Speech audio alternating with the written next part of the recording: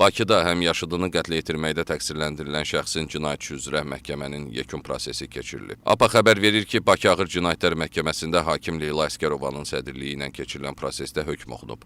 Hökmə əsasən təqsirləndirilən şəxs 9 il 6 ay müddətinə azadlıqdan məhrum edilib. Qeyd edək ki, hadisə ötən ilin oktyabrın 2-də Bakının Sabunçu rayonunun Zabrat qəsəbəsində məktəbin yaxınlığındakı qəbirstanlıqda baş verib. Yetkinlik yaşına çatmayan şəxsin almış olduğu xəsarətlərdən müalicə aldığı xəstəxanada ölməsi barədə rayon prokurorluğuna məlumat daxil olub.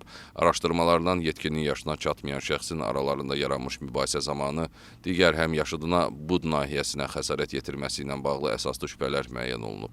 Faktla bağlı Sabunçu rayon prokurorluğunda Cinayət Məcəlləsinin 126.3-cü qəsdən sağlamlığa ağır zərər vurma, ehtiyatsızlıqdan zərər çəkmiş şəxsin ölümünə səbəb olduqda maddəsi ilə cinayət işi açılıb.